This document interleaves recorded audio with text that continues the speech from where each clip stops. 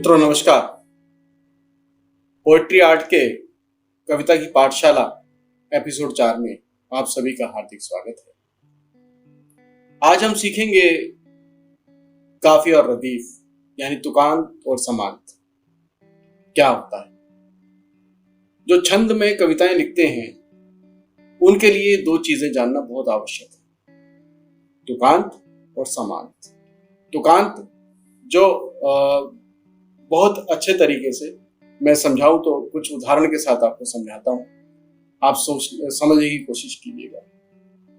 कि समंदर बन के तो हरगिज तुम्हारा हो नहीं सकता, समंदर बन के तो हरगिज तुम्हारा हो नहीं सकता, मुझे दरिया ही रहने दो मैं खारा हो नहीं सकता, मैं मिट्टी की तरह मिट्टी से जुड़ना जानता हूं बस, मैं उस मगरूर अंबर का सितारा हो नहीं सकता। तो साथियों इसमें 4 पंक्तियां हैं। 4 पंक्तियों में 3 शब्द बार बार आ रहे हैं, जैसे समंदर बन के तो हरगिज तुम्हारा हो नहीं सकता, मुझे दरिया ही रहने दो मैं खारा हो नहीं सकता, मैं मिट्टी की तरह मिट्टी से जुड़ना जानता हूं बस, मैं उस मगरूर अंबर का सितारा हो नहीं सकता। तो तुम्हारा, खारा, सितारा ये जो है एक ही ध्वनि की लगभग जो वो है रिदम आता है इसमें, ये तुकांत कहलाता है हिंदी में।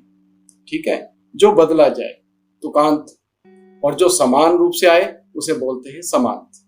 तो बाद में समांत कैसे, तुम्हारा हो नहीं सकता, खारा हो नहीं सकता, सितारा हो नहीं सकता। तो ये हो नहीं सकता, हो नहीं सकता और हो नहीं सकता जो बार बार आ रहा है तो ये है समांत, जो समान रूप से अंत में आता है। और तुकांत जो तुक मिलती है अंत में उसको तुकांत बोलते हैं। ये तुकांत इसलिए ज्यादा इस्तेमाल होने लगे, पहले संस्कृत के जब श्लोक लिखे जाते थे तब उसमें तुकांत नहीं होते थे। तुकांत इसलिए करने लगे कि ध्वन्यात्मकता, इसकी लय जो है ना ये बड़ी कर्णप्रिय हो जाती है। आकर्षण पैदा करने के लिए अपनी कविताओं में इसकी आवश्यकता हिंदी साहित्य में महसूस हुई, वो भी छंदबद्ध रचनाओं में।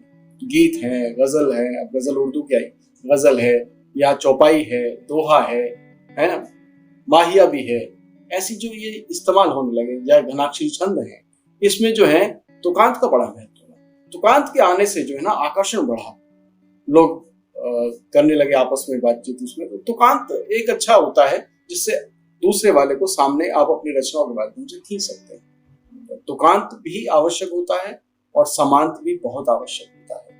जो इन विधाओं को लिख रहे हैं उन्हें तुकांत की जानकारी, तुकांत को उर्दू में काफिया बोल देते हैं और समांत को उर्दू में रदीफ बोल देते हैं। रदीफ जो समान रूप से आए वो रदीफ है, और जो बदले जिसके तुक बदलते जाए वो है काफिया। ये 2 चीजें मुख्य रूप से, ठीक है ना। अब माहिया भी मैंने पिछली बार जो सिखाया, या और भी मेरे एपिसोड देखने तो आप देखना चाहें तो और भी पूरी तरह से आपको जानकारियां मिल जाएंगी इस बारे में भी कि ये शब्द कैसे बनते हैं, या इसके बाद जो है आपका आगे मैंने और भी चीजें सिखाई, मात्राओं की गणना कैसे होती है, तो उसमें तुकांत भी आ जाता है। तो ये जो एपिसोड देखने तो उसमें आप देखिए ऊपर एक आई का एक बटन आ रहा है, उसको आप क्लिक करेंगे तो मेरे पिछले एपिसोड भी आपको दिखाई देंगे। तो तुकांत क्या है और समांत क्या है। तो तुकांत उर्दू में काफिया और समांत उर्दू में रदीफ। इन दोनों को छंदबद्ध रचनाएं करने वालों को बहुत जरूरी है इसका निर्वाह करना। ये मैं मोटे तौर पे बता रहा हूँ। तुकांत बारीक तौर पे उर्दू की गजलों में दूसरी तरह से भी इस्तेमाल होते हैं, लेकिन हिंदी में दूसरी तरह से भी इस्तेमाल करते हैं। और मैं आपको परिचय के तौर पे आपको सुना देता हूँ पंक्तियां कि अगर ये प्यार है तो प्यार के ये दरमियां भी हो, ना हम बोले न तुम बोलो मगर किस्सा बयां भी हो। अब भी हो ये 2 बार दोनों पंक्तियों में समान रूप से आ रहा है, तो ये समान रूप से अंत में आ रहा है, इसलिए इसको बोलेंगे हम समांत यानी रदीफ। और दरमिया, मियाँ भी हो और बयां भी हो। अब या बयां, दरमिया ये जो है ये दोनों कहलाएंगे काफी। तुक मिल रही है, तुकांत भी बोल देते हैं, ठीक है ना। तो इसको इस तरह से आपने लेकर चलना है। और तुकांत मोटे तौर पर है, आप लिखें मोटे तौर पे बता रहा हूं, तुकांत होता है या बिजलियां हैं, तितलियां हैं, ठीक है ना। तो ऐसे लियां जे आ रहा ना, तो ये तुकांत हो जाता है। तो बिजलियां, तितलियां, उंगलियां, ये सब तुकांत में आता है, ठीक है। तो इसको इस तरह से हमें लेना है कि तुकांत ऐसा है जो बदलता रहता है लेकिन उसकी ध्वनियां एक सी आती है।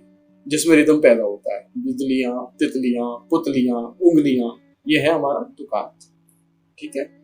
और बाद में जो समान रूप से है, जैसे भी हो, मैंने बताया, ठीक है, हो नहीं सकता, ये सब समांत कहलाते हैं। तो ये केवल शब्द में, अपने भावों में, अपनी लेखनी में एक चमत्कार पैदा करने के लिए, सामने वाले को आकर्षित करने के लिए और परिपक्व रचना के तौर पे मानी जाती है, जिसमें तुकांत और समानता आ जाती है, तो उसका प्रयोग किया जाता है। तो आप भी इसका प्रयोग कीजिएगा। मैं आज इस मोटे तौर पे सिखा रहा हूँ, बारीक तौर पे और भी काफिया बदलता है उर्दू के, कैसे कैसे बदलता है वो आगे भी हम चर्चा करेंगे। आज के लिए इतना ही। आप सभी का बहुत बहुत आभार, आपका बहुत बहुत धन्यवाद, बहुत बहुत शुक्रिया, इतना अधिक आप प्यार हमें दे रहे हैं। फिर अगले एपिसोड में मिलेंगे। मैं चेतन आनंद आपसे विदा लेता हूँ आज। नमस्कार।